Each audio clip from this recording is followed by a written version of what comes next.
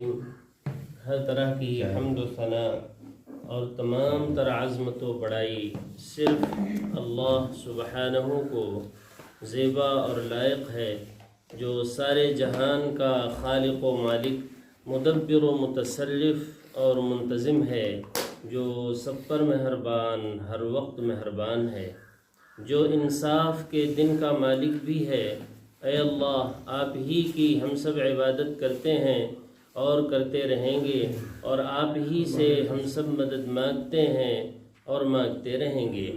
اے اللہ، ہم سب کو اپنی رضا والی جگہ جنت کا سیدھا اور سچا راستہ دکھا کر اس پر چلا دیجئے، یعنی نبیین، صدیقین، شہداء اور صالحین کے راستے پر، جن پر آپ نے اپنا فضل و انعام فرمایا، جو نہ تو یہود کی طرح عملی کوتاہی کی وجہ سے آپ کے غضب اور غصے کی زد میں آئے، اور نہ ہی نصارہ کی طرح علم کی کمی کی بنا پر راستے سے بھٹکے۔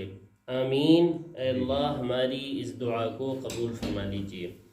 درود و سلام نازل ہو تمام انبیاء کرام پر، خصوصاً آخری نبی محمد صلی اللہ علیہ وآلہ وسلم پر، آپ کی آل اور اصحاب پر، اما بعد۔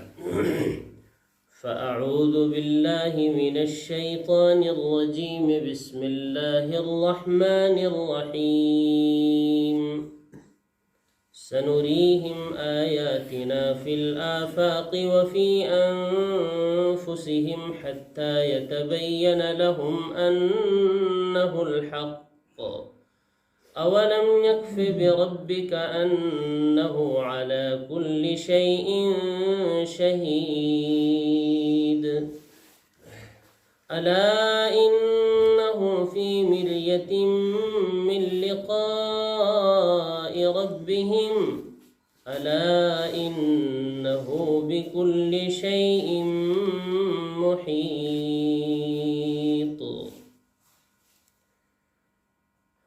یہ سورہ فصلت، سورہ نمبر 41 کی آیت نمبر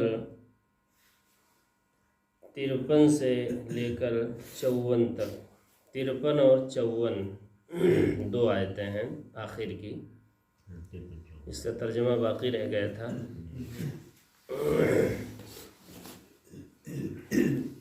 اوپر کی آیت نمبر 52 کو ذرا دیکھ لیں تاکہ ربط ہو جائے۔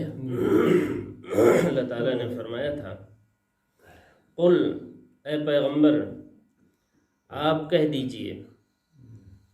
دیکھیے، یہ جو قرآن ہے، اس کے ذریعے سے محمد صلی اللہ علیہ وسلم ہی ہمیں ڈرا رہے ہیں، اور کوئی ڈرانے والا نہیں ہے۔ اب کوئی رسول اور پیغمبر نہیں آئے گا، کوئی نبی نہیں آئے گا، رسول بھی نہیں آئیں گے۔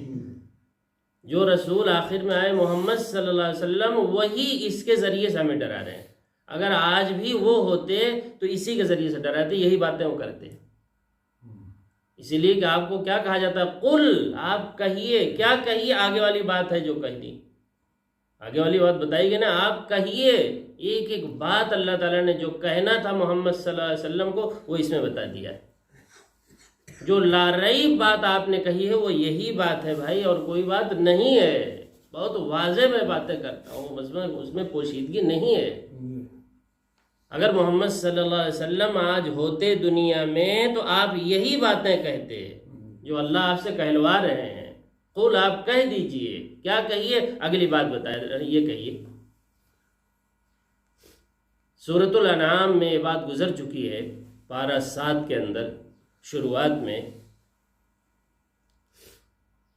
وَأُوحِيَ إِلَيَّ هَذَا الْقُرْآنُ لِأُنذِرَكُمْ بِهِ وَمَنْ بَلَغَ، میری طرف یہ قرآن اس لیے وحی کیا گیا ہے کہ اے صحابہ کرام جو ہمارے ڈائریکٹ مخاطب ہو، میں تمہیں بھی اس کے ذریعے سے ڈراؤں اور ہوشیار کروں آخرت سے، اور جس تک یہ قیامت تک قرآن پہنچ جائے اس کو بھی میں ہی پیغمبر محمد صلی اللہ علیہ وسلم ہی ہوشیار کر رہا ہوں، دوسرا نہیں۔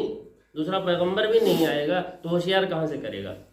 یعنی اب جو بھی داعی دعوت دے گا وہ محمد صلی اللہ علیہ وسلم کی اتباع میں اس کتاب سے دعوت دے گا، دوسری چیزوں سے نہیں۔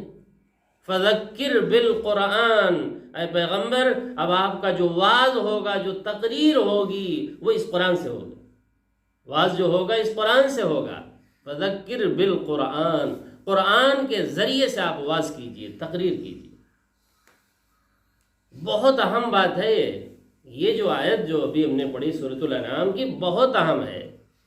کتنے لوگ یہ دعویٰ کرتے ہیں کہ صاحب رسالت کا معاملہ ابھی جاری ہے۔ سبحان اللہ، کیسے جاری ہے بھائی؟ کہتے ہیں پیغمبری تو ختم ہو گئی لیکن رسالت جاری ہے۔ رسالت کہاں سے جاری ہے؟ یہ جو آیت آئی ہے سورۃ الانعام کی، اس میں غور نہیں کیا اصل میں انہوں نے۔ اگر وہ اس میں غور کرتے تو یہ بات کبھی نہ کرتے۔ نبوت بھی ختم ہے، رسالت بھی ختم ہے، دونوں ختم ہیں۔ آپ کو کیا کہا جا رہا ہے کہ آپ اے پیغمبر آپ اس کے ذریعے سے ان لوگوں کو بھی ڈرائیے جو آپ کے ڈائریکٹ مخاطب ہیں، جو آپ کے سامنے موجود ہیں، ان کو بھی اسی کے ذریعے سے ڈرانا ہے۔ وَمَن بَلَغ، اور جس تک قیامت تک یہ قرآن پہنچ جائے اس کو بھی آپ ہی ڈرا رہے ہیں۔ کون ڈرا رہا ہے اس کو؟ محمد صلی اللہ علیہ وسلم ہی اسے بھی ڈرا رہے ہیں، لیکن کس کے ذریعے سے؟ اسی کے ذریعے سے۔ اگر آپ موجود ہوتے تب بھی یہی کام کرتے کہ اس قرآن کے ذریعے سے ڈراتے۔ آپ اگر نہیں ہیں تو اللہ نے اس قرآن کو لاک کر دیا ایک دم۔ اب اس میں کچھ کر نہیں سکتا ہے، نہ اس میں سے کوئی چیز نکال سکتا ہے، نہ اس میں کوئی چیز ڈال سکتا ہے۔ انسانی کلام یہ ہے ہی نہیں، ایک لفظ بھی انسانی کلام نہیں ہے۔ تو بتائیے آپ ہو نہ ہو کوئی فرق نہیں پڑتا ہے، اس لیے کہ آپ ہوتے بھی تو کون سی بات کرتے؟ یہی بات کرتے۔ تو آپ نہیں ہیں تب بھی کوئی فرق نہیں پڑتا ہے، آپ ہوتے بھی تو کیا کرتے؟ آخر یہی کرتے۔ تو اس سے زیادہ کرنا نہیں، تو اللہ نے اسی کو لاک کر دیا، ایک دم محفوظ کر دیا۔ انسانی کلام اس کے اندر نہیں، انسانی کلام کو یہ کلام قبول کرتا ہی نہیں۔ اور اتنا سخت دھمکی اللہ تعالیٰ نے دی محمد صلی اللہ علیہ وسلم کو۔ وما هو بقول الشاعر، یہ کسی شاعر کا کلام نہیں، یہ کسی کاہن کا کلام نہیں، تنزیل من رب العالمین، یہ تو سراپا اللہ کا کلام ہے، از اول تا آخر، بشر کا کلام ہی نہیں ہے اس میں۔ ہاں محمد صلی اللہ علیہ وسلم کے زبان سے ضرور ادا ہوا، جس کو اللہ نے کہا انہ لقول رسول کریم، یہ قول رسول بھی ہے۔ کس اعتبار سے؟ رسول کا قول یہی ہے کہ آپ نے اس کو اپنی زبان سے ادا کیا اور آپ نے اس کو اپنی زبان سے کہا لوگوں سے، تو قول رسول تو ہے یہ اس اعتبار سے۔ لیکن آپ کا کلام بھی ہو، اللہ نے نہ کہا ہو کلام آپ کا ہو، ایسا نہیں۔ اس میں ایک لفظ بھی محمد صلی اللہ علیہ وسلم کا اپنا نہیں ہے۔ اور سخت دھمکی دیتے ہوئے فرمایا وَلَوْ تَقَوَّلَ عَلَيْنَا بَعْضَ الْأَقَاوِيلِ لَأَخَذْنَا مِنْهُ بِالْيَمِينِ ثُمَّ لَقَطَعْنَا مِنْهُ الْوَتِينَ، اے پیغمبر اگر آپ ایک بات بھی اس میں اپنی ملا دیتے اور اس میں ڈال دیتے تو ہم آپ کو داہنے ہاتھ سے پکڑتے اور آپ کے شہ رگ کو کاٹ ڈالتے۔ یعنی یہ ہمیں برداشت نہیں ہے کہ آپ کلام اپنا کریں اور منسوب ہماری طرف کریں، یہ نہیں ہو سکتا۔ ہماری بات یہ جتنا اس میں دو دفتیوں کے درمیان ہے، یہ سب کا سب اللہ کا کلام ہے، اس میں محمد صلی اللہ علیہ وسلم کا کلام نہیں ہے۔ اتنا سخت معاملہ ہے۔ تو بھائی اس لیے ان لوگوں سے درخواست ہے مؤدبانہ جو یہ کہتے ہیں کہ رسالت جاری ہے، رسالت جاری نہیں ہے۔ رسالت اسی آیت کی وجہ سے جو سورۃ الانعام کی ہم نے سنا ہے، اسی بنیاد پر رسالت بھی ختم ہے، نبوت بھی ختم ہے۔ رسول جو ایک منصب ہے جو نبیوں کا ہے وہ بھی مکمل ہو گیا محمد صلی اللہ علیہ وسلم پر۔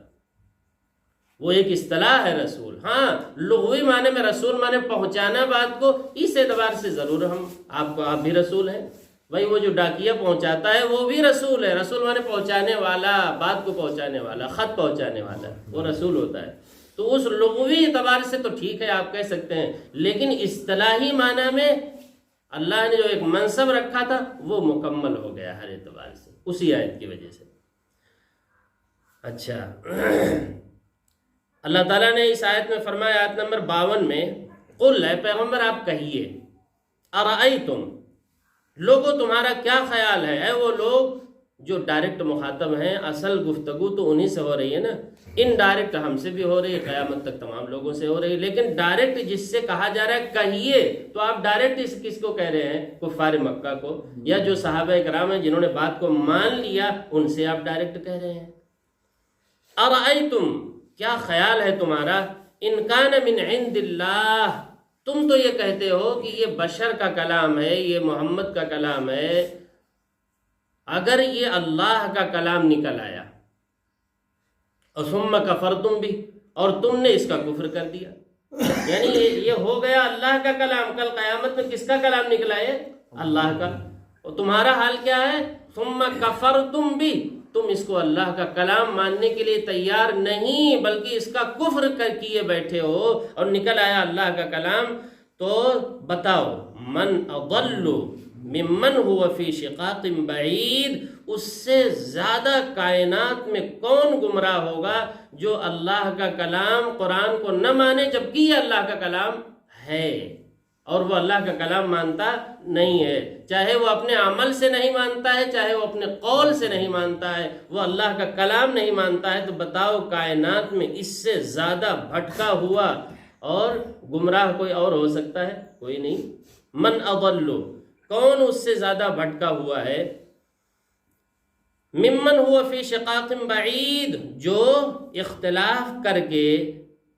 اختلاف کرنے کی وجہ سے ضد میں آ کر کے بعید، صراط مستقیم سے دور جا کے پڑا ہوا ہے، یعنی اس قرآن سے کہاں پڑا ہوا ہے؟ ایک دم دور، یہ مان کر کے یہ اللہ کا کلام نہیں ہے، یہ تو بشر کا کلام ہے، یہ مان کر کے دور جا کے پڑا ہوا ہے، بعید، اس سے زیادہ بھٹکا ہوا، اس سے زیادہ گمراہ کون آخر ہو سکتا ہے؟ اللہ کا کہنے کا مطلب ہے سب سے زیادہ کائنات میں گمراہ وہ ہے جو اس قرآن کو اللہ کی کتاب نہ مانے، اب چاہے اپنے عمل سے نہ مانے، چاہے اپنے قول سے نہ مانے۔ عمل سے کیسے نہیں مانتے بھائی؟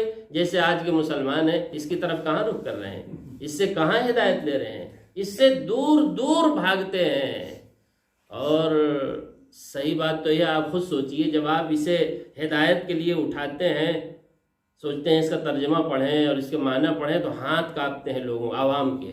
کیوں؟ اس لیے کہ مولویوں نے پٹی پڑھا رکھی ہے کہ اس سے اگر ہدایت لوگے تو گئے کام سے، اگر اس سے ہدایت لیا اور اس میں زیادہ پڑھے تو پھر چلے جاؤ گے، وہیں رہو جہاں جو ہم نے کتابیں تم کو دے دی ہیں وہی بس پڑھتے رہو، ہدایت اسی میں تم کو ملے گی۔ یہ پڑھا رکھا ہے یا نہیں؟ یہ ایک حقیقت ہے یا نہیں؟ سچائی ہے۔ اللہ تعالیٰ کیا کہتے ہیں آگے؟ سنوریہم آیاتنا فی الآفاق، لوگوں ہم تمہیں، آفاق کہتے ہیں بھائی کائنات کو، یہ پوری کائنات جو ہے اس کو کہتے ہیں آفاق۔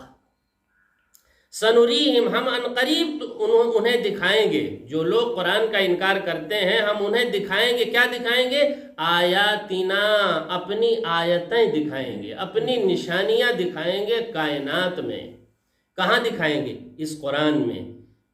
قرآن کے حق ہونے کے لیے اپنی نشانیاں ہم دکھائیں گے کائنات میں، کائنات ہی میں نہیں دکھائیں گے۔ وفی انفسہم، اور ان کے اپنے ذات میں بھی ہم دکھائیں گے، حتی یتبین، یہاں تک کہ ان کے سامنے یہ بات واضح ہو جائے گی کہ لہم انہ الحق، ان کے سامنے یہ بات کھل کر آ جائے گی یہ قرآن ہی اللہ کی طرف سے ہے اور یہ قرآن ہی برحق ہے۔ کیسے دکھائیں گے بھائی؟ آپ دیکھیے کائنات کا بیان آتا ہے قرآن میں کہ نہیں؟ جگہ جگہ آسمان کا، زمین کا، چاند کا، سورج کا، ستاروں کا، جی کھیت کا، کھلیان کا، تمام چیزوں کا، باغات کا، اس میں تذکرہ ہوتا ہے نا۔ آپ یہ کہنے پر مجبور ہو جائیں گے قرآن سننے کے بعد کہ واقعی میں جس کی یہ کائنات ہے اور جس کی یہ کائنات ہے اسی کی یہ کتاب ہے۔ ایک وقت آئے گا کہ سنتے سنتے آپ یہ کہنے پر مجبور ہو جائیں گے کہ واقعی میں یہ قرآن اسی کا نازل کیا ہوا ہے جس کی یہ بنائی ہوئی کائنات ہے۔ اس لیے کہ ایسی تمام باتیں اس میں آتی ہیں، کائنات ہی کی باتیں ہی ہوتی ہیں کہ ہم نے اس کو بنایا، ہم نے اس کو بنایا، ہم نے یہ کیا، ہم چلا رہے ہیں۔ تو آپ مجبور ہو جائیں گے کہ واقعی میں یہ قرآن تو اسی کا لگتا ہے جس کی بنائی ہوئی یہ کائنات ہے، جس کا بنایا ہوا آسمان ہے، زمین ہے، چاند ہے، سورج ہے، کہ اسی کا تذکرہ کر کے اپنی عظمت کو، بڑائی کو، پروگرام کو وہ ذات سمجھاتی ہے یا نہیں؟ کہنے پر مجبور ہو جائیں گے، لیکن کب؟ جب آپ اس کو سنیں گے تب۔ اور اگر آپ اس سے دور رہیں گے تو یہ حق پھر واضح نہیں ہوگا بھائی. اسی کو اللہ اس آیت میں فرماتے ہیں سنوریہم، ان قریب ہم انہیں دکھائیں گے جو اس قرآن کے اللہ کی طرف سے ہونے کے منکر ہیں، انہیں ہم دکھائیں گے ان قریب آیاتنا، اپنی ایسی ایسی نشانیاں اور آیتیں دکھائیں گے. کہاں دکھائیں گے بھائی؟ آفاق میں، کائنات میں.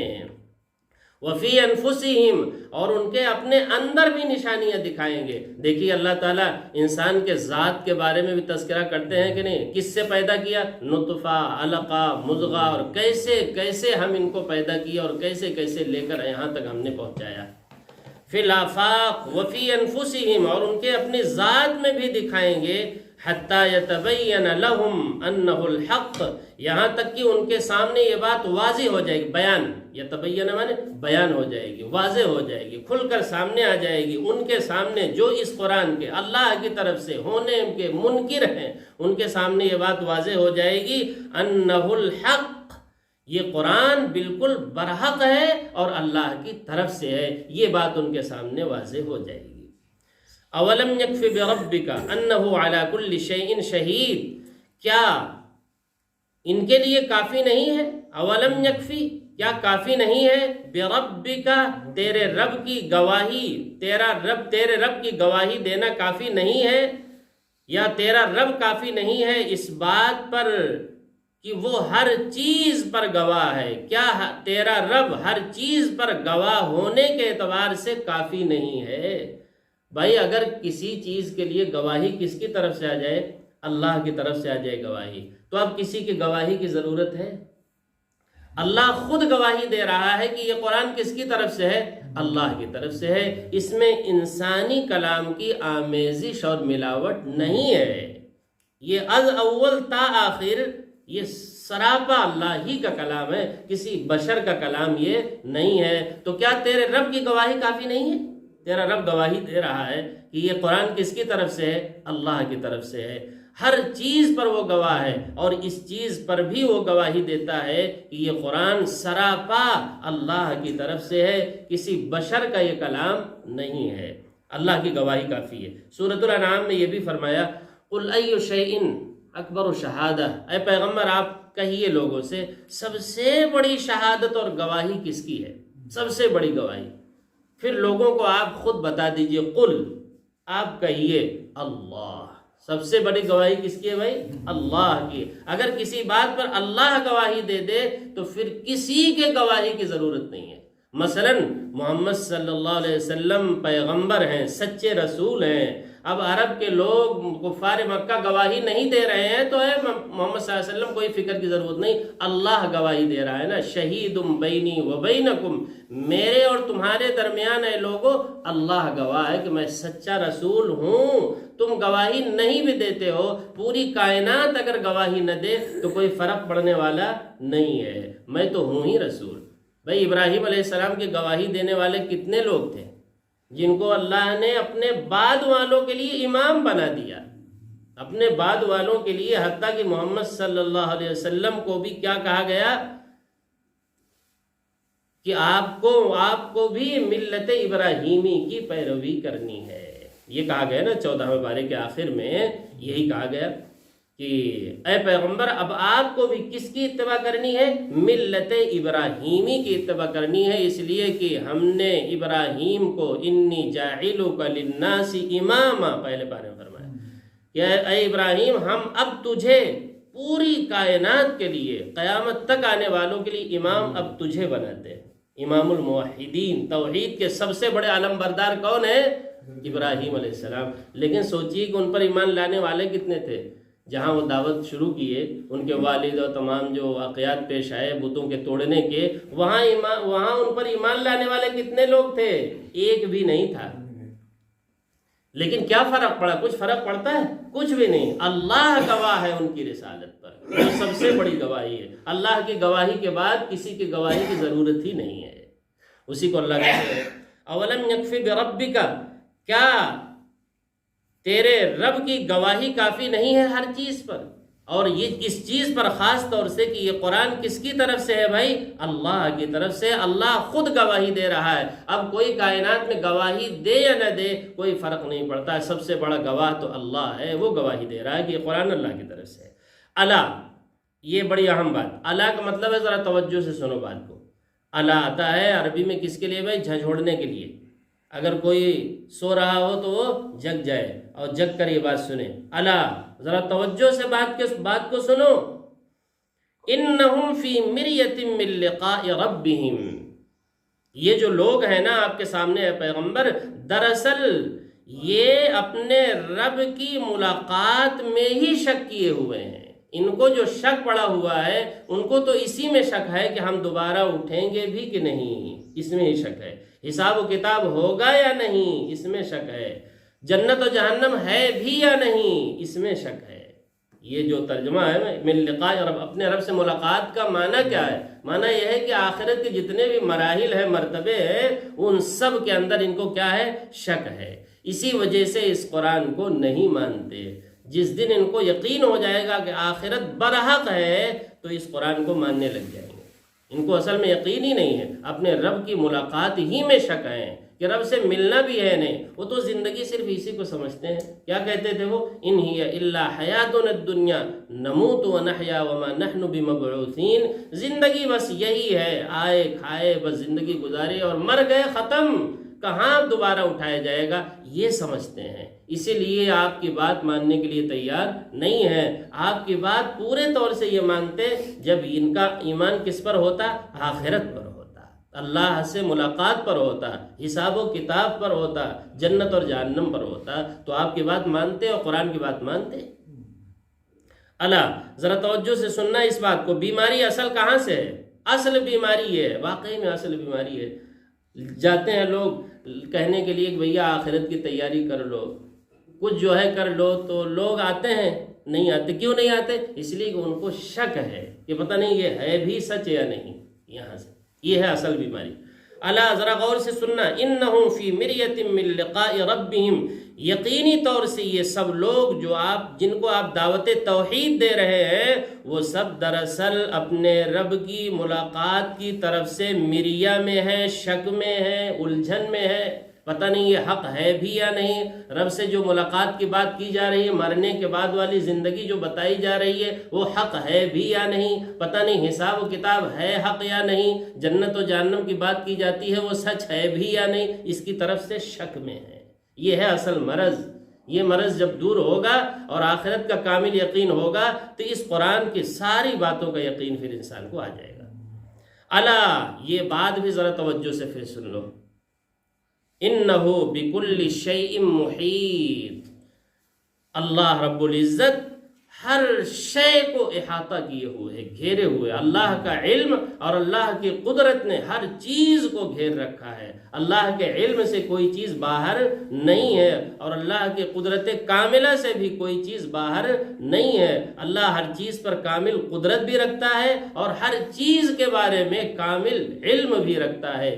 یہی دو صفتیں تو اصل ہیں۔ انہی دو صفتوں کو بیان کرنے کے لیے اور بتانے کے لیے اللہ نے اس پوری کائنات کو سجایا ہے، تاکہ انسان اللہ کے علم کو جان لے، اللہ کے علم کی وسعت کو جان لے اور اللہ کی زبردست قدرت کو جان لے۔ سورہ طلاق میں آخر میں اللہ نے ایک آیت فرمایا، اللہ الذی خلق سبع سماوات ومن الارض مثلہن، اللہ سبحانہ اس عظیم ہستی کا نام ہے جس نے 7 آسمان بنائے اور اسی جیسی زمین بھی بنائی، یعنی 7 زمینیں بھی بنائی۔